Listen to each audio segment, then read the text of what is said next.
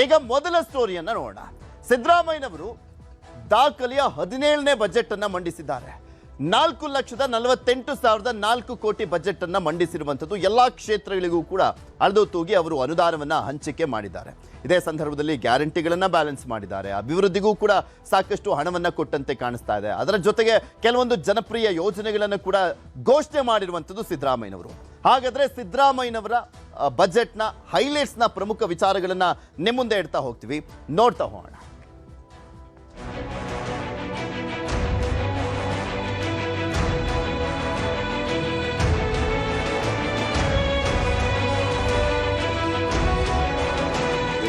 ಇಪ್ಪತ್ತಾರು 27ನೇ ಸಾಲಿನ ಆಯವ್ಯಯವನ್ನು ಸದನದ ಮುಂದೆ ಮಂಡಿಸಲು ನನಗೆ ಸಂತೋಷವಾಗುತ್ತಿದೆ. ಸಿಎಂ ಸಿದ್ದರಾಮಯ್ಯನವರು ಬರೋಬ್ಬರಿ 17ನೇ ಬಾರಿ ತಮ್ಮ ದಾಖಲೆಯ ಬಜೆಟ್ ಮಂಡಿಸಿದ್ದಾರೆ. 4,48,000 ಕೋಟಿ ಗಾತ್ರದ ಬಜೆಟ್ ಮಂಡಿಸಿದ್ದಾರೆ. ಸಿದ್ದರಾಮಯ್ಯನವರ ಈ ಬಜೆಟ್ನಲ್ಲಿ ಹಲವು ಜನಪ್ರಿಯ ಯೋಜನೆಗಳು ಘೋಷಣೆಯಾಗಿವೆ.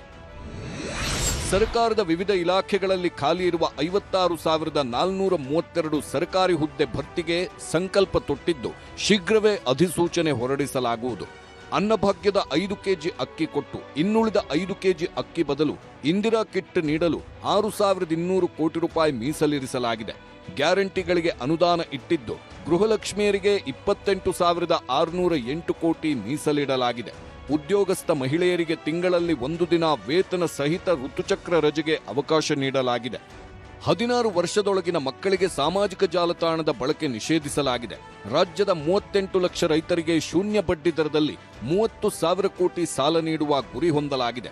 ಶಾಲೆ, ಕಾಲೇಜು, ಕ್ಯಾಂಪಸ್ಗಳಲ್ಲಿ ಶೈಕ್ಷಣಿಕ ಮತ್ತು ಸಾಮಾಜಿಕ ದೌರ್ಜನ್ಯ ತಡೆಗೆ ರೋಹಿತ್ ವೇಮುಲ ಕಾಯ್ದೆ ತರುವುದಾಗಿ ಸಿಎಂ ಘೋಷಿಸಿದ್ದಾರೆ. ಬಹುದಿನಗಳ ಬೇಡಿಕೆಯಾದ ಕಾರವಾರ, ಯಾದಗಿರಿಯಲ್ಲಿ ಸೂಪರ್ ಸ್ಪೆಷಾಲಿಟಿ ಆಸ್ಪತ್ರೆ ನಿರ್ಮಾಣ ಮಾಡಲಾಗುವುದು. ಬೆಂಗಳೂರು, ಬೀದರ್, ವಿವಿ ಪಶು ಆಸ್ಪತ್ರೆಗಳಲ್ಲಿ ಶ್ವಾನ ಸಂತಾನ ನಿಯಂತ್ರಣ ತರಬೇತಿ ಕೇಂದ್ರಗಳನ್ನು ತೆರೆಯಲಾಗುವುದು. ಅಲ್ಪಸಂಖ್ಯಾತರಿಗೆ ಶಾಲೆ, ಹಾಸ್ಟೆಲ್, ಸಾಲದ ಬಡ್ಡಿ ಮನ್ನಾ, ಹಜ್ ಭವನದಂಥ ಯೋಜನೆಗಳು ಘೋಷಣೆಯಾಗಿವೆ. ಶಾಲೆಗಳ ಶಿಕ್ಷಕರ ನೇಮಕಾತಿ, ಎಐ ತಂತ್ರಜ್ಞಾನದ ಉತ್ತೇಜನ, ಕಲಿಕಾ ಸಾಮರ್ಥ್ಯ ಹೆಚ್ಚಳಕ್ಕೂ ಆದ್ಯತೆ ನೀಡಲಾಗಿದೆ. ಬೆಂಗಳೂರಿಗೆ 2ನೇ ಏರ್ಪೋರ್ಟ್ ಪ್ರಸ್ತಾಪ ಮಾಡಲಾಗಿದ್ದು ರಾಜ್ಯದ 9 ರೈಲ್ವೆ ಮಾರ್ಗಕ್ಕೆ 600 ಕೋಟಿ ಮೀಸಲಿರಿಸಲಾಗಿದೆ. ಬೆಂಗಳೂರಿನ ಹೆಬ್ಬಾಳ ಜಂಕ್ಷನ್ನಿಂದ ಮೇಖ್ರಿ ಸರ್ಕಲ್ವರೆಗೆ ಸುರಂಗ ಮಾರ್ಗದ ಪ್ರಸ್ತಾಪವಿದೆ. ಬೆಂಗಳೂರು, ಮೈಸೂರು ಧೋಬಿಘಾಟ್ಗಳಲ್ಲಿ ಆಧುನಿಕ ಲಾಂಡ್ರಿಗಳ ಸ್ಥಾಪನೆ ಮಾಡಲಾಗುವುದು. ಸಾರಿಗೆ ನೌಕರರ ವೇತನ ಬಾಕಿ ಪಾವತಿಗಾಗಿ 1,271 ಕೋಟಿ ಮೀಸಲಿರಿಸಲಾಗಿದೆ. ರಾಮನಗರ, ಶಿಡ್ಲಘಟ್ಟ, ಹಾವೇರಿ, ತಾಂಡವಪುರ, ಕಲಬುರಗಿಯಲ್ಲಿ ರೇಷ್ಮೆ ಪಾರ್ಕ್ಗಳ ನಿರ್ಮಾಣ ಮಾಡಲಾಗುವುದು. ಗ್ರೇಟರ್ ಬೆಂಗಳೂರು ಅಭಿವೃದ್ಧಿಗೆ ಬ್ಯಾಲೆನ್ಸ್ ಶೀಟ್ ಆಧಾರದಡಿ ಮುನ್ಸಿಪಲ್ ಬಾಂಡ್ ಜಾರಿಗೂ ತಯಾರಿ ಮಾಡಿಕೊಳ್ಳಲಾಗ್ತಿದೆ. ಸರ್ಕಾರದ ಕಡತ ಕಾನೂನುಗಳೆಲ್ಲವನ್ನೂ ಕನ್ನಡದಲ್ಲೇ ಮುದ್ರಣ ಮಾಡುವುದಾಗಿ ಬಜೆಟ್ನಲ್ಲಿ ಸಿಎಂ ಘೋಷಿಸಿದ್ರು. ಕರ್ನಾಟಕದ 45ಕ್ಕೂ ಹೆಚ್ಚಿನ ಉತ್ಪನ್ನಗಳಿಗೆ ಜಿಐ ಮಾನ್ಯತೆಗಳು ದೊರೆತಿವೆ. ಈ ಮಾನ್ಯತೆಗಳು ನಮ್ಮ ಜನರ ಪಾರಂಪರಿಕ ಕ್ರಿಯಾಶೀಲತೆಗೆ ಸಾಕ್ಷಿಯಾಗಿದ್ದು ಹೊಸ ಉದ್ಯೋಗಗಳ ಸೃಜನೆಯಲ್ಲಿ ಪ್ರಮುಖ ಪಾತ್ರ ವಹಿಸುತ್ತಿವೆ. ರಾಜ್ಯದ ಪ್ರಮುಖ ಇಲಾಖೆಗಳಲ್ಲಿ ಖಾಲಿ ಇರುವ ಹುದ್ದೆಗಳನ್ನು ಭರ್ತಿ ಮಾಡುವುದರ ಮೂಲಕ ಆಡಳಿತ ವ್ಯವಸ್ಥೆಯನ್ನು ಬಲಪಡಿಸುತ್ತಿದ್ದೇವೆ. ನಮ್ಮ ಚುನಾವಣಾ ಪ್ರಣಾಳಿಕೆಯಂತೆ ಉದ್ಯೋಗ ಸೃಷ್ಟಿಗೆ ನಾವು ಆದ್ಯತೆ ನೀಡಿದ್ದೇವೆ. ಈ ವರ್ಷ 56,432 ಹುದ್ದೆಗಳನ್ನು ಭರ್ತಿ ಮಾಡುವ ಪ್ರಕ್ರಿಯೆಗೆ ಚಾಲನೆ ನೀಡಿದ್ದೇವೆ. ಉದ್ಯೋಗ ನೇಮಕಾತಿಗಳಲ್ಲಿ ನ್ಯಾಯಾಲಯದ ಪ್ರಕರಣಗಳಿಂದ ಉಂಟಾಗಿದ್ದ ವಿಳಂಬವನ್ನು ಪರಿಗಣಿಸಿ ವಯೋಮಿತಿಯಲ್ಲಿ 1 ಬಾರಿಗೆ 5 ವರ್ಷಗಳ ಸಡಿಲಿಕೆ ನೀಡಿದ್ದೇವೆ. ಸರ್ಕಾರ ಪ್ರತಿಷ್ಠಿತ ಹಾಗೂ ಜನಪ್ರಿಯ ಗ್ಯಾರಂಟಿ ಯೋಜನೆಗಳಿಗೂ ಸಿಎಂ ಹಣ ಮೀಸಲಿಟ್ಟಿದ್ದಾರೆ. ಗೃಹಲಕ್ಷ್ಮಿ ಯೋಜನೆಗೆ 28,608 ಕೋಟಿ, ಗೃಹಜ್ಯೋತಿಗೆ 10,578 ಕೋಟಿ, ಅನ್ನಭಾಗ್ಯ ಯೋಜನೆಗೆ 6,200 ಕೋಟಿ, ಶಕ್ತಿ ಯೋಜನೆಗೆ 5,300 ಕೋಟಿ ಮೀಸಲಿಡಲಾಗಿದೆ. ಆದರೆ ಯುವ ನಿಧಿಗೆ ಅನುದಾನ ಇಟ್ಟಿಲ್ಲ. ಗೃಹಲಕ್ಷ್ಮಿ ಯೋಜನೆಯಡಿ ಇಲ್ಲಿಯವರೆಗೂ ಎಲ್ಲ ಅರ್ಹ ಫಲಾನುಭವಿಗಳಿಗೆ ಒಟ್ಟು 62,345 ಕೋಟಿ ರೂಗಳ ವೆಚ್ಚ ಭರಿಸಲಾಗಿದೆ. ಈ ಯೋಜನೆಯಡಿ 1.24 ಕೋಟಿ ಫಲಾನುಭವಿಗಳಿಗೆ ಯಶಸ್ವಿಯಾಗಿ ಧನ ಸಹಾಯ ಪಾವತಿಸಲಾಗುತ್ತಿದೆ. ಪ್ರಸಕ್ತ ಸಾಲಿನಲ್ಲಿ ಈ ಯೋಜನೆಯಡಿ 28,608 ಕೋಟಿ ರೂಗಳನ್ನು ಮೀಸಲಿರಿಸಿದೆ. ಬಜೆಟ್ನಲ್ಲಿ ಸರ್ವಧರ್ಮಗಳಿಗೂ ಪಾಲು ಹಂಚಿದ್ದಾರೆ ಸಿದ್ದರಾಮಯ್ಯ. ವೈಷ್ಣೋದೇವಿ ಯಾತ್ರೆ ಮಾಡುವವರಿಗೆ ಕೊಡಲು 5 ಕೋಟಿ ಮೀಸಲಿದೆ. ರಾಜ್ಯದ ವಿವಿಧೆಡೆಯ 259 ಕಲ್ಯಾಣಿಗಳ ಪುನಶ್ಚೇತನಕ್ಕೆ 5 ಕೋಟಿ ಇದೆ. ಕುಕ್ಕೆ ಸುಬ್ರಹ್ಮಣ್ಯ ಹಾಗೂ ಕೊಲ್ಲೂರು ಮೂಕಾಂಬಿಕೆ ದೇವಸ್ಥಾನಗಳ ಅಭಿವೃದ್ಧಿ ಪ್ರಾಧಿಕಾರ ರಚನೆ ಮಾಡಲಾಗುವುದು. ಆಂಧ್ರದ ಶ್ರೀಶೈಲಂನಲ್ಲಿ ಹೊಸದಾಗಿ ಯಾತ್ರಿ ನಿವಾಸ ನಿರ್ಮಾಣ ಮಾಡಲಾಗುವುದು. ಇನ್ನು ಅಲ್ಪಸಂಖ್ಯಾತರಿಗಾಗಿ ಹುಬ್ಬಳ್ಳಿ ಕಲಬುರಗಿಯಲ್ಲಿ ಹಜ್ ಭವನ ನಿರ್ಮಾಣ ಮಾಡಲಾಗುವುದು. ವಕ್ಫ್ ಆಸ್ತಿ ಅಭಿವೃದ್ಧಿಗೆ ಹಣ ಮೀಸಲಿಡಲಾಗಿದೆ. ಕ್ರೈಸ್ತ ಸಂಸ್ಥೆಗಳ 10 ವೃದ್ಧಾಶ್ರಮಗಳಿಗೆ 5 ಕೋಟಿ ನೀಡಲಾಗುವುದು.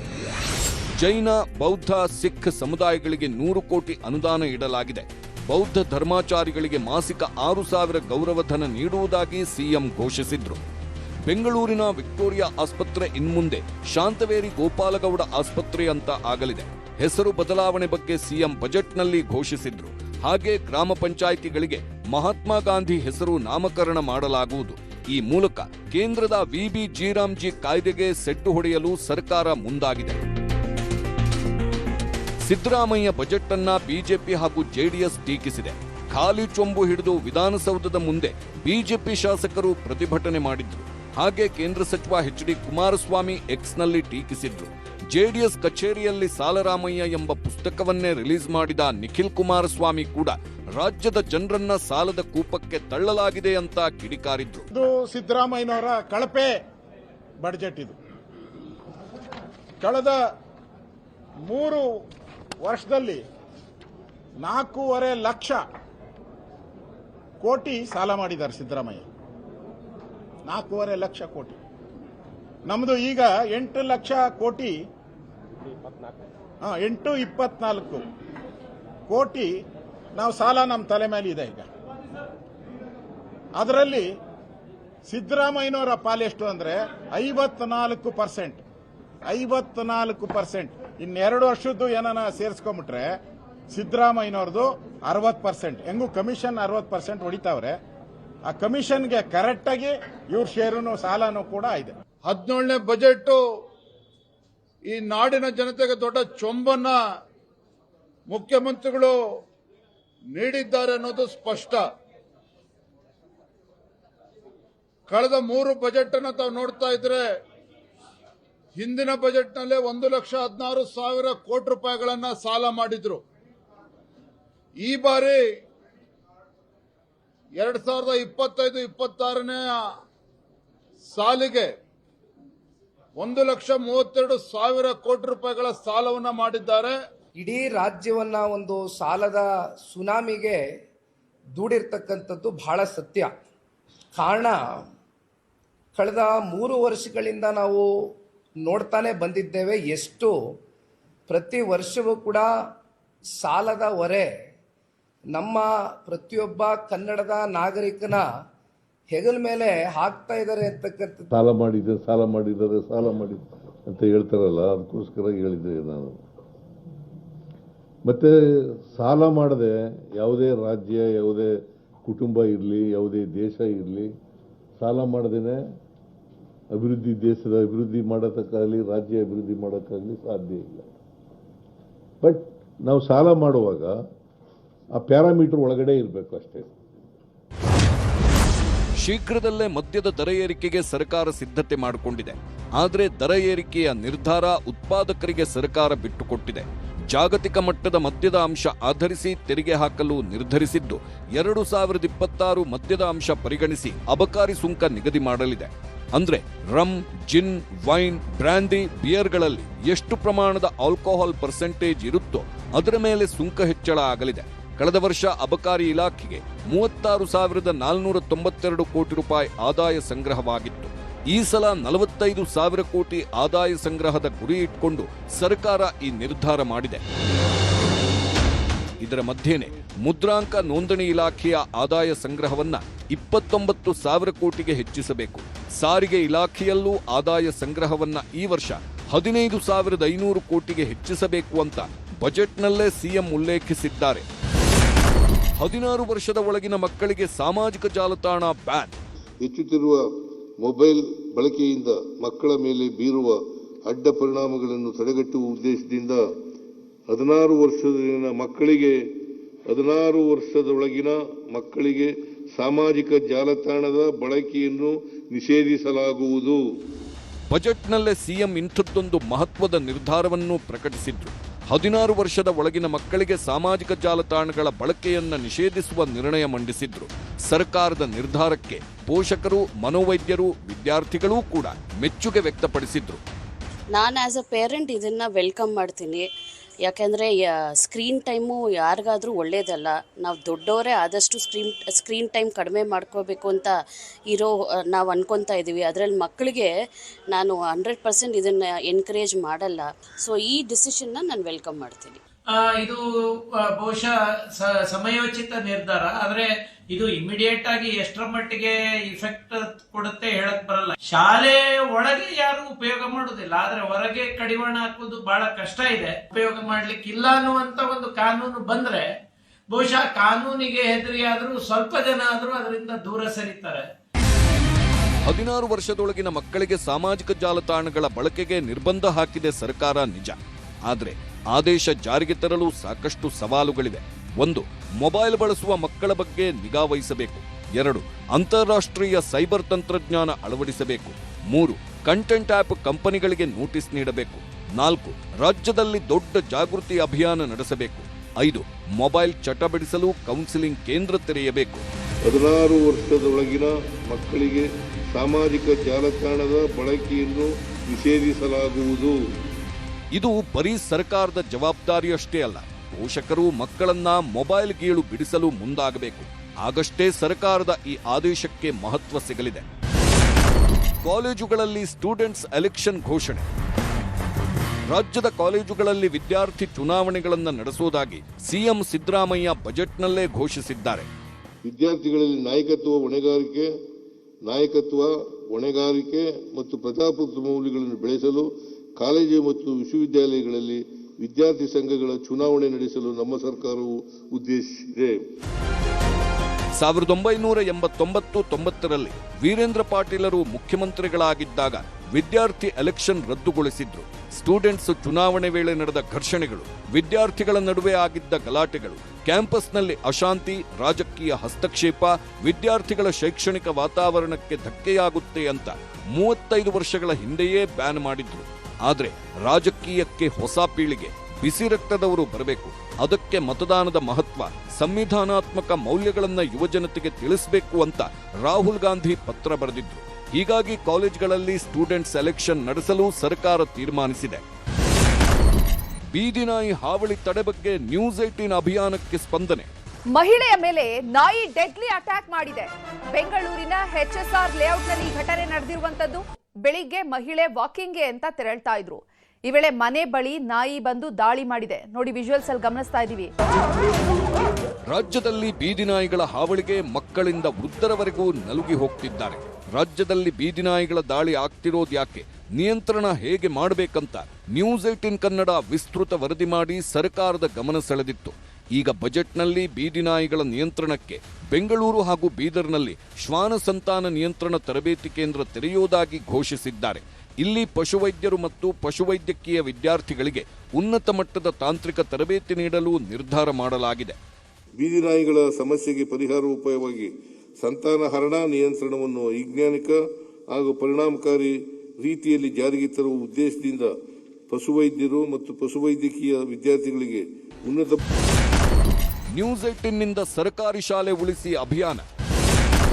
ಬರೋಬ್ಬರಿ 690 ಕೋಟಿ ಅನುದಾನ ಘೋಷಣೆ. ರಾಜ್ಯಾದ್ಯಂತ ಸರ್ಕಾರಿ ಶಾಲೆಗಳ ಅಭಿವೃದ್ಧಿಯನ್ನೇ ಸರ್ಕಾರ ಮರೆತು ಬಿಟ್ಟಿತ್ತು. ಆದರೆ ನ್ಯೂಸ್ 18 ಕನ್ನಡ ಸುಮ್ಮನಿರಲಿಲ್ಲ. ಕುಸಿದು ಬೀಳುವ ಹಂತ ತಲುಪಿದ ಶಾಲೆಗಳ ಬಗ್ಗೆ ನ್ಯೂಸ್ 18 ನಿರಂತರ ವರದಿ ಮಾಡಿತ್ತು. ನ್ಯೂಸ್ 18 ಕಾಳಜಿ ವರದಿ ದೊಡ್ಡ ಇಂಪ್ಯಾಕ್ಟ್ ಆಗಿದೆ. ಬಜೆಟ್ನಲ್ಲೇ ಸರ್ಕಾರಿ ಶಾಲೆಗಳ ಅಭಿವೃದ್ಧಿಗೆ ಒಟ್ಟು 690 ಕೋಟಿ ರೂಪಾಯಿ ಅನುದಾನ ಘೋಷಿಸಿದ್ದಾರೆ ಸಿಎಂ. ಸಾಲಿನಲ್ಲಿ ಇನ್ನೂ 100 ಶಾಲೆಗಳನ್ನು 400 ಕೋಟಿ ರೂಗಳ ವೆಚ್ಚದಲ್ಲಿ ಇದೇ ಮಾದರಿಯಲ್ಲಿ ಉನ್ನತೀಕರಿಸಲಾಗುವುದು. ಇದಿಷ್ಟು ಮುಖ್ಯಮಂತ್ರಿ ಸಿದ್ದರಾಮಯ್ಯ ಬಜೆಟ್ನ ಪ್ರಮುಖಾಂಶಗಳು. Bureau report, news 18. ನೋಡಿದ್ರಲ್ಲ, ದಾಖಲೆಯ ಬಜೆಟ್ ಏನೋ ಮಂಡಿಸಿದ್ರು. ಆದ್ರೆ ಇಲ್ಲಿ ಪ್ರಮುಖವಾಗಿ 56,432 ಸರ್ಕಾರಿ ಹುದ್ದೆ ಭರ್ತಿಗೆ ಸರ್ಕಾರ ಮುಂದಾಗಿದೆಯಲ್ಲ, ಇನ್ನು ಒಳ ಮೀಸಲಾತಿಯನ್ನ ವಿಚಾರಕ್ಕೆ ಸಂಬಂಧಪಟ್ಟಂತೆ ಅಲ್ಲೇ ಜಟಾಪಟಿ ನಡೀತಾ ಇದೆ. ಯಾವಾಗ ಇವರು ರಿಕ್ರೂಟ್ಮೆಂಟ್ ಶುರು ಮಾಡ್ತಾರೆ, ಈ ವರ್ಷದಲ್ಲೇ ಎಲ್ಲ 56,000 ನೇಮಕಾತಿಯನ್ನ ಮಾಡ್ತೀವಿ ಅಂತ ಹೇಳಿರುವಂತ ಹಿನ್ನೆಲೆಯಲ್ಲಿ ಆ ಭರವಸೆಯನ್ನ ಎಷ್ಟು ಮಟ್ಟಿಗೆ ಈಡೇರಿಸ್ತಾರೆ ಅನ್ನುವಂಥ ಕುತೂಹಲ ಹೀಗೆ. ಅದರ ಜೊತೆಗೆ ಪ್ರಶ್ನೆ ಕೂಡ ಇರುವಂಥದ್ದು. ಇದರ ಜೊತೆಗೆ 5 ಪ್ರಮುಖ ಗ್ಯಾರಂಟಿಗಳು ಕಾಂಗ್ರೆಸ್ ಸರ್ಕಾರದ್ದು: ಗೃಹ ಜ್ಯೋತಿ, ಗೃಹ ಲಕ್ಷ್ಮಿ, ಶಕ್ತಿ ಯೋಜನೆ, ಅನ್ನಭಾಗ್ಯ, ಯುವ ನಿಧಿ. ಆದ್ರೆ ಯುವ ನಿಧಿಗೆ ರಾಹುಲ್ ಗಾಂಧಿದು ಒಂದು ರೀಲ್ಸ್ ವೈರಲ್ ಆಗ್ತಾ ಇರ್ತಲ್ಲ, ಟಾಟಾ ಬಾಯ್ ಬಾಯ್ ಖತಮ್ ಅಂತ ಹೇಳ್ತಾರಲ್ಲ, ಹಂಗೆ ಖತಮ್ ಮಾಡ್ಬಿಟ್ರ ಅನ್ನುವಂಥ ಒಂದು ಪ್ರಶ್ನೆ ಇದೆ. ಯಾಕೆಂದ್ರೆ ಯುವಕರು, ನಿರುದ್ಯೋಗಿಗಳು ಯಾರಿದ್ದಾರೆ ಅವರಿಗೆ ಇಂತಿಷ್ಟು ಹಣವನ್ನ ತಿಂಗಳ ಕೊಡೋದು ಅನ್ನುವಂಥ ನಿಟ್ಟಿನಲ್ಲಿ ಯುವ ನಿಧಿಯನ್ನ ಜಾರಿಗೆ ತಂದಿದ್ರು. ಆದ್ರೆ ಅದಕ್ಕೆ ಯಾವುದೇ ರೀತಿಯಾದಂಥ ಅನುದಾನ ಇಲ್ಲ. ಉಳಿದಂತ 4 ಗ್ಯಾರಂಟಿ ಕೊಟ್ಟಿದ್ದಾರೆ. ಮತ್ತೊಂದ್ ಕಡೆ ಅಬಕಾರಿದಕ್ಕೆ ಟಾರ್ಗೆಟ್ ಹೆಂಗೆ ವರ್ಷಕ್ಕೆ ಜಾಸ್ತಿ ಆಗ್ತಾ ಇದೆ ಅಂದ್ರೆ, ಈ ಸಲ 45,000 ಕೋಟಿಯಷ್ಟು ಆದಾಯದ ನಿರೀಕ್ಷೆಯನ್ನ ಇಟ್ಕೊಂಡಿದ್ದಾರೆ. ಅಂದ್ರೆ ರಾಜ್ಯದ ಜನರು ಚೆನ್ನಾಗಿ ಕುಡಿಬೇಕು ಅನ್ನುವಂಥ ಒಂದು ಸಂದೇಶವನ್ನ ಕೊಡ್ತಾ ಇದ್ದಾರೆ ಸಿದ್ದರಾಮಯ್ಯನವರು ಅನ್ನುವಂಥ ಪ್ರಶ್ನೆ ಇದ್ದಿದೆ. ಅದರ ಜೊತೆಗೆ ಸಿದ್ದರಾಮಯ್ಯನವರ ಈ ಬಜೆಟ್ ಮೇಲೆ ಕೇಳಿ ಬರ್ತಾ ಇರುವಂತ ಒಂದು ಪ್ರಮುಖ ಆರೋಪ ಅಂದ್ರೆ, ಸಾಲ ಮಾಡಿ ಆದ್ರೂ ತುಪ್ಪ ತಿನ್ನು ಅನ್ನುವಂಥ ರೀತಿಯಲ್ಲಿ ಬಜೆಟ್ ಮಂಡಿಸಿದ್ದಾರೆ. 1,23,000 ಕೋಟಿಯಷ್ಟು ಸಾಲ ಮಾಡಿಬಿಟ್ಟಿದ್ದಾರೆ ಸಿದ್ದರಾಮಯ್ಯನವರು. ಈಗ ರಾಜ್ಯದ ಸಾಲ ಎಷ್ಟಾಗಿದೆ ಗೊತ್ತಾ? 8,24,000 ಕೋಟಿಯಷ್ಟು ಸಾಲ. ಹತ್ತತ್ರ ಒಬ್ಬ ವ್ಯಕ್ತಿ ಮೇಲೆ ರಾಜ್ಯದಲ್ಲಿ 1 ಲಕ್ಷ ಸಾಲ ಬಿದ್ದಂತ ಆಗ್ತಾ ಇರುವಂಥದ್ದು. ಏನೇನು ಮಾಡ್ತಾರೆ ನೋಡಬೇಕು. ಬಜೆಟ್ ಇಲ್ಲಿ ಮಂಡಿಸೋದು ಮಾತ್ರ ಅಲ್ಲ, ಅದೆಲ್ಲವೂ ಕೂಡ ಜಾರಿಯಾಗತ್ತಾ, ಅನುದಾನಗಳು ಸಿಗ್ತಾವ ಅಂತ. ಬಿಕಾಸ್ ಇದು ಕಂಟಿನ್ಯೂಸ್ಲಿ ಸಿದ್ದರಾಮಯ್ಯನವರ ಈ 2023ರಿಂದ 3ನೇ ಬಜೆಟ್ ಆಗಿದೆಯಲ್ಲ, ಕೊರತೆಯ ಬಜೆಟ್ ಅನ್ನೇ ಮಂಡಿಸಿರುವಂಥದ್ದು. ಸಾಕಷ್ಟು ಕೊರತೆ ಅಂತೂ ಎದುರಾಗ್ತದೆ. ಕಾದ್ ನೋಡೋಣ ಇದಿನ್ನು ಯಾವ್ಯಾವ ರೀತಿಯ ಟೀಕೆಗೆ ಗುರಿ ಆಗುತ್ತೆ, ಇಲ್ಲ ಅದೆಲ್ಲವನ್ನು ಕೂಡ ಫುಲ್ಫಿಲ್ ಮಾಡಿಕೊಂಡು ಬಜೆಟ್ನಲ್ಲಿ ಏನೇನೆಲ್ಲ ಘೋಷಣೆ ಮಾಡಿದ್ರು ಅದೆಲ್ಲವನ್ನು ಕೂಡ ಜಾರಿ ಮಾಡ್ತಾರಾ ಅಂತ. ಈಗ ಮುಂದಿನ ಸುದ್ದಿ ಹೋಗೋಣ. 2ನೇ ಸುದ್ದಿ, ಪಂಚಾಯಿತಿಯಲ್ಲಿ ಸಿದ್ದುಗೆ ಗುತ್ತಿಗೆ ದುಡ್ಡು ಸಿಗುತ್ತಾ ಅಂತ. ಅಂದ್ರೆ ಗುತ್ತಿಗೆದಾರರಿಗೆ ಗುತ್ತಿಗೆ ದುಡ್ಡು ಸಿಗುತ್ತಾ ಅನ್ನುವಂಥ ಒಂದು ಪ್ರಶ್ನೆ ಇದೆ. ಪಾಪ ಹೋರಾಟ ಮಾಡ್ಕೊಂಡು ಬರ್ತಾನೇ ಇದ್ದಾರೆ. ಗುತ್ತಿಗೆ ದುಡ್ಡು ಬೇಕು ಬೇಕು ಬೇಕು ಅನ್ನುವಂಥ ನಿಟ್ಟಿನಲ್ಲಿ ಇವರು ಭರವಸೆ ಕೊಟ್ಕೊಂಡೇ ಬರ್ತಾ ಇದ್ರು. ಗುತ್ತಿಗೆದಾರರನ್ನೇ ಇಟ್ಕೊಂಡು ಇವರು 40% ಯಾವ ರೀತಿಯ ಬಿಜೆಪಿ ಸರ್ಕಾರವನ್ನ ಎದುರಿಸಿದ್ರು, ಅದು ಪ್ಲಸ್ ಆಯ್ತು. ಭ್ರಷ್ಟಾಚಾರದ ಆರೋಪವನ್ನ ಮಾಡಿದ್ರು, ಅಧಿಕಾರಕ್ಕೆ ಏರಿದ್ರು, ಎಲ್ರಿಗೂ ಗೊತ್ತಿರುವಂಥದ್ದು. ಆದ್ರೆ ಆ ಗುತ್ತಿಗೆದಾರರು ಈಗ ಇವರ ಸರ್ಕಾರ ಇರುವಂತ ಟೈಮ್ನಲ್ಲೂ ಕೂಡ ನರಳಾಡುವಂತೆ ಮಾಡ್ತಾ ಇದ್ದಾರೆ. ಸಿದ್ದುಗೆ ಗುತ್ತಿಗೆ ಗುದ್ದು. ವಿಧಾನಸೌಧದಲ್ಲಿ ಸಿದ್ದು ಲೆಕ್ಕ ಮಂಡಿಸ್ತಾ ಇದ್ರೆ, ಬಜೆಟ್ ಅನ್ನ ಮಂಡಿಸ್ತಾ ಇದ್ರೆ, ಫ್ರೀಡಂ ಪಾರ್ಕ್ ನಲ್ಲಿ ಗುತ್ತಿಗೆದಾರರು ಅಳಲನ್ನ ತೋಡ್ಕೊಳ್ತಾ ಇದ್ರು, ಸಂಕಷ್ಟವನ್ನ ಹೇಳ್ಕೊಳ್ತಾ ಇದ್ರು. 37,000 ಕೋಟಿಯಷ್ಟು ಅಂದ್ರೆ ಅವರಿಗೆ ಕೊಡಬೇಕಾಗಿರುವಂತದ್ದು ಬಾಕಿಯನ್ನ. ವಿವಿಧ ಇಲಾಖೆಗಳಲ್ಲಿ ಬಾಕಿ ಉಳಿಸಿಕೊಂಡಿರುವಂತ ಬಿಲ್ ಪಾವತಿಸಲಿಕ್ಕೆ ಆಗ್ರಹಿಸಿ ಪ್ರತಿಭಟನೆಯನ್ನ ಮಾಡಿದ್ರು. ಇವತ್ತು ಬೆಂಗಳೂರಿನ ಫ್ರೀಡಂ ಪಾರ್ಕ್ ನಲ್ಲಿ ರಾಜ್ಯ ಗುತ್ತಿಗೆದಾರರ ಸಂಘದಿಂದ ಪ್ರತಿಭಟನೆಯನ್ನ ಮಾಡಲಾಯಿತು. ಆಕ್ರೋಶವನ್ನ ವ್ಯಕ್ತಪಡಿಸಿದ್ರು. 37,000 ಕೋಟಿ ಪಾವತಿಗೆ ಗಡುವನ್ನ ಕೊಟ್ಟಿದ್ರು ಗುತ್ತಿಗೆದಾರರ ಸಂಘದವರು. 37,000 ಕೋಟಿ ಹಣವನ್ನ ವಾಪಸ್ ಕೊಡಿ, ನಮಗೆ ಕೊಡಬೇಕಾಗಿರುವಂತದ್ದನ್ನ ಅಂತ ಅವರು ಯಾವಾಗ ಆಕ್ರೋಶ ವ್ಯಕ್ತಪಡಿಸ್ತಾ ಫ್ರೀಡಂ ಪಾರ್ಕ್ ನಲ್ಲಿ ಒಂದು ಧರಣಿಗೆ, ಪ್ರತಿಭಟನೆಗೆ ಮುಂದಾಗಿದ್ರು. ಅದನ್ನ ಏನೋ ಒಂದ್ ಕಡೆ ತಣ್ಣಗೆ ಮಾಡುವಂತ ನಿಟ್ಟಿನಲ್ಲಿ ಸರ್ಕಾರ ಮುಂದಾಗಿತ್ತು. ಮೊನ್ನೆ ಬುಧವಾರ 700 ಕೋಟಿ ಬಿಡುಗಡೆ ಮಾಡಿತ್ತು ರಾಜ್ಯ ಸರ್ಕಾರ. ಎಲ್ಲಿಗೆ ಸಾಲತ್ತು 700 ಕೋಟಿ? 37,000 ಕೋಟಿಯಲ್ಲಿ ಇವರು ಬಿಡುಗಡೆ ಮಾಡಿದಂತ 700 ಕೋಟಿಯಲ್ಲಿ ಬಾಕಿ 36,000 ಕೋಟಿಗೂ ಅಧಿಕ ಹಣ ಬಿಡುಗಡೆ ಮಾಡುವಂತೆ ಪ್ರತಿಭಟನೆಯನ್ನ ಮಾಡಿದ್ರು. ಇಂತಿಷ್ಟು ದಿನಗಳವರೆಗೆ, ಇಂತಿಷ್ಟು ತಿಂಗಳ ಒಳಗಾಗಿ ನಮ್ಮ ಬಾಕಿ ಹಣವನ್ನ ಪಾವತಿ ಮಾಡಿ ಅಂತ. ಇಲ್ಲೂ ಕೂಡ ಪರ್ಸೆಂಟೇಜ್ ನಡೀತಾ ಇದೆ. ಇವ್ರ ಕಡೆ ಕೂಡ ದೊಡ್ಡ ಮಟ್ಟದಲ್ಲಿ ಹಣವನ್ನ ಕಿತ್ಕೊಳ್ತಾ ಇದ್ದಾರೆ, ಪೀಕ್ತಾ ಇದ್ದಾರೆ ಅನ್ನುವಂಥದ್ದು ಕೂಡ ಆರೋಪ ಇದೆ. ಇದು ಗುತ್ತಿಗೆದಾರರ ಆರೋಪ. ಇದೇ ಸಂದರ್ಭದಲ್ಲಿ ಅಲ್ಲಿ ಸಚಿವರುಗಳು ಕೂಡ ಹೋಗಿದ್ರು, ಭರವಸೆಯನ್ನ ಕೊಟ್ಟಿದ್ದಾರೆ. ಇನ್ನ ಗುತ್ತಿಗೆದಾರರು ಏನೇನೆಲ್ಲ ಮಾತನಾಡಿದ್ರೆ, ಯಾವ ರೀತಿ ಆರೋಪ ಮಾಡಿದ್ರು ನೋಡೋಣ. 34,000 ಕೋಟಿ 37,000 ಕೋಟಿ ಪೆಂಡಿಂಗ್ ಬಿಲ್ ಇದೆ. ದಯಮಾಡಿ ಸುಮಾರು ನಾವು 28 ಜಿಲ್ಲೆಗಳಲ್ಲೂ ಪ್ರವಾಸ ಮಾಡಿದ್ವಿ. ಜನ ಬರ್ತಿರೋದು ನೋಡಿದ್ರೆ ಗೊತ್ತಾಗುತ್ತೆ ಸರ್ಕಾರದ ವಿರುದ್ಧವಾಗಿ ಎಷ್ಟು ಜನ ಸೋತಿದ್ದಾರೆ ಅಂತಂದೇಳಿ ತಮಗೆ ಅರ್ಥ ಆಗುತ್ತೆ. ನಮಗೆ ಇಮಿಡಿಯೇಟ್ ಆಗಿ 37,000 ಕೋಟಿ ರಿಲೀಸ್ ಮಾಡಬೇಕು ಅಂತಂದೇಳಿ ಮಾನ್ಯ ಮುಖ್ಯಮಂತ್ರಿಗಳಿಗೆ ಮತ್ತು ಸಂಬಂಧಪಟ್ಟ ಸಚಿವರಿಗೆ ನಾನು ಮನವಿ ಮಾಡ್ಕೊಳ್ತಾ ಇದ್ದೀನಿ. GBA ಗುತ್ತಿಗೆದಾರರದು ಯೂಶುವಲ್ ಕೋರ್ಸಲ್ಲಿ 750 ಕೋಟಿ ರಿಲೀಸ್ ಆಗಿದೆ. ಅದು ಆಸ್ ಯೂಶುವಲ್ ಬರೋಂಥ ದುಡ್ಡು ಅದು ಗುತ್ತಿಗೆದಾರರು ಹೋರಾಟವನ್ನ ಮಾಡ್ತಾ ಇದ್ರಲ್ಲ, ಸ್ಥಳಕ್ಕೆ ಹೋದ್ರು ಸಚಿವರುಗಳು, ಹೋಗ್ಬಿಟ್ಟು ಭರವಸೆಯನ್ನ ಕೂಡ ಕೊಟ್ಟಿದ್ದಾರೆ. ಫ್ರೀಡಂ ಪಾರ್ಕಿಗೆ ಭೇಟಿಯನ್ನ ನೀಡಿ ಗುತ್ತಿಗೆದಾರರೊಂದಿಗೆ ಸರ್ಕಾರ ಸಂಧಾನವನ್ನ ಮಾಡುವಂತ ಪ್ರಯತ್ನ ಮಾಡ್ತು. DK ಶಿವಕುಮಾರ್, ಸತೀಶ್ ಜಾರಕಿಹೊಳಿ, NS ಬೋಸರಾಜ್ ಅವರು, ಅಂದ್ರೆ ಮೇನ್ಲಿ ಜಲಸಂಪನ್ಮೂಲ ಇಲಾಖೆ, PWD ಇಲಾಖೆ, ಸಣ್ಣ ನೀರಾವರಿ ಇಲಾಖೆಯವರು ಗುತ್ತಿಗೆದಾರರ ಬೇಡಿಕೆ ಕುರಿತು ವೇದಿಕೆ ಮೇಲೆ ಸಚಿವರುಗಳಿಂದ ಅಹವಾಲನ್ನ ಕೂಡ ಸ್ವೀಕಾರ ಮಾಡಲಾಯಿತು. ತಮ್ಮ ಕಷ್ಟಗಳನ್ನ ಸಚಿವರ ಮುಂದೆ ತೋಡ್ಕೊಂಡಿದ್ದಾರೆ ಗುತ್ತಿಗೆದಾರರು. ಯಾವ ರೀತಿಯಾಗಿ ನಾವು ಸಂಕಷ್ಟವನ್ನು ಅನುಭವಿಸ್ತಾ ಇದ್ದೀವಿ, ನೀವು ಬಾಕಿ ಹಣವನ್ನ ಕೊಡದಲೇ ಇರುವಂತ ಹಿನ್ನೆಲೆಯಲ್ಲಿ ಅಂತ ಗುತ್ತಿಗೆದಾರರ ಮನವಿಯನ್ನ ಸ್ವೀಕರಿಸಿ ಬಾಕಿ ಹಣ ಬಿಡುಗಡೆ ಮಾಡುವಂತ ಭರವಸೆಯನ್ನ ಕೊಟ್ಟಿದ್ದಾರೆ ತ್ರಿಮೂರ್ತಿ ಸಚಿವರುಗಳು. ದೊಡ್ಡ ಮೊತ್ತವಾದಂತಹ ಕಾರಣಕ್ಕೆ ದುಡ್ಡು ರಿಲೀಸ್ಗೆ ಸಮಯವನ್ನ ಕೂಡ ಕೇಳಿದ್ದಾರೆ ಸಚಿವರು. ದೊಡ್ಡ ಮೊತ್ತ 36,000 ಕೋಟಿ ಮೊದಲೇ ಗ್ಯಾರಂಟಿಗೆ ಹೊಂದ್ಸಕ್ಕಾಗ್ತಾ ಇಲ್ಲ, ಅದನ್ನು ಒಂದೇ ಸಲ ಕೊಟ್ಬಿಡಿ ಅಂದ್ರೆ ಆಗೋದಿಲ್ಲ ಅಂತ ಹೇಳ್ತಾ ಇದ್ದಾರೆ. ನಾಳೆನೇ ಸಭೆ ಮಾಡಿ ಇತ್ಯರ್ಥ ಮಾಡುವಂತ ಭರವಸೆಯನ್ನ ಕೊಟ್ಟಿದ್ದಾರೆ ಸಚಿವರ ಟೀಮ್. ಏನ್ ಹೇಳಿದ್ದಾರೆ ಹಾಗಾದ್ರೆ ನೋಡೋಣ. ನಾವು ಮಾತಾಡ್ತೀವಿ, ಇದಕ್ಕೇನಾದ್ರು ಒಂದು ರೂಪ ಕೊಡಬೇಕು. ಇದು ಬರೀ 37,000 ಅಲ್ಲ, ಏನಾದ್ರು ಮಾಡಿ ಮಿನಿಮಮ್ ಒಂದು 50,000 ಇದಕ್ಕೊಂದು ಯಾವ್ದಾದ್ರು ಬಾಂಡ್ ಮುಖಾಂತರ ಏನಾದ್ರು ಒಂದು ಮಾಡಿ ತಗೊಂಡ್ರೆ ಆಗ ಮಾತ್ರ ಇದು ಸಾಧ್ಯ. ಕೂಡಲೇ ಈ ಸೆಷನ್ ಒಳಗಡೆನೆ ಕಾಂಟ್ರಾಕ್ಟರ್ ಅಸೋಸಿಯೇಷನ್ ಅವ್ರಿಗೆ ಮುಖ್ಯಮಂತ್ರಿಗಳ ಹತ್ರ ನಾನು ಸತೀಶು ಸೇರಿ ಒಂದು ಮೀಟಿಂಗ್ ಅಂತೂ ಮಾಡಿಸ್ತೀನಿ. ನಾನು ಇಲ್ಲಿಗೆ ಯಾಕೆ ಬಂದಿದ್ದೀನಿ ಅಂತಂದ್ರೆ, ನಾನು ಸತೀಶು ಬೋಸರಾಜು ನಿಮ್ ಜೊತೆ ನಾವು ಇದ್ದೀವಿ ಅಂತ ಹೇಳಲಿಕ್ಕೆ ನಮ್ಮ ಇಲಾಖೆಯಿಂದ ನೇರವಾಗಿ ಕಾಂಟ್ರಾಕ್ಟರ್ ಕೊಡ್ತಕ್ಕಂಥ ಕೆಲಸ ನಾವ್ಯಾರು ಮಾಡ್ತಕ್ಕಂಥ ಕೆಲಸ ಇಲ್ಲ. ಆ ರೀತಿಯಾಗಿ ನೀವೇನು ಕೇಳಿದ್ರೆ ಅದು ಸರಿಪಡಿಸ್ತೀವಿ. ಮತ್ತು ಶ್ರೀಮಾನ್ ಸತೀಶ್ ಜಾರಕಿಹೊಳಿ ಅವರು, ಡಿ ಸಿ ಶಿವಕುಮಾರ್ ಅವರು ನಾವು ಸೇರಿ ಅದನ್ನು ಮೀಟಿಂಗ್ ಮಾಡಿ ಉಳಿದಂತ GST ಮತ್ತು ಬೇರೆ ಬೇರೆ ಏನು ಪ್ರಾಬ್ಲಮ್ ರೆಪ್ರೆಸೆಂಟೇಷನ್ ತೋರಿಸಿದ್ರೆ ಅದನ್ನು ಆದಷ್ಟು ತೀವ್ರವಾಗಿ ಸರಿ ಮಾಡಿಸಿ ನಿಮಗೆಲ್ಲ ಯಾವುದೇ ತೊಂದರೆ ಆಗಲಾದಂಥ ರೀತಿಯಲ್ಲಿ ನಾವು ಪ್ರಯತ್ನ ಮಾಡ್ತಾ ಮಾತು. ಸೊ ನಮ್ಮ ಮಟ್ಟಿಗೆ ನಾವು ನಿಮಗೆ ಬೇಕಾದ್ರೆ ಅವಶ್ಯಕ ಇದ್ರೆ ಅವ್ರ ಕಡೆ ಮೀಟಿಂಗ್ ಮಾಡಿಸ್ತೀವಿ. ನಮ್ಮ ಸಮಸ್ಯೆಗಳನ್ನ ನಾವು ಪರಿಹಾರ ಮಾಡಲಿಕ್ಕೆ ಪ್ರಯತ್ನ ಮಾಡೋಣ. ಸೊ ಅದಕ್ಕಾಗಿ ನೀವೆಲ್ಲ ಅಧ್ಯಕ್ಷರ ನೇತೃತ್ವದಲ್ಲಿ ಸರ್ಕಾರದ ಗಮನ ಸೆಳೆಯಲಿಕ್ಕೆ ನಾವು ಇಲ್ಲಿ ಬಂದಿದ್ರೆ ಇದು ಒಳ್ಳೆಯದು. ಯಾಕಂದ್ರೆ ಗಮನ ಸೆಳೆದ್ರೆ ನಮ್ಗೆ ಗೊತ್ತಾಗಲಿಲ್ಲ, ಒಟ್ಟು ತುಂಬಿದ ಫುಲ್ ಇದೆ ಅಂತ ನಾವು ಗಮನಿಸ್ತೀವಿ.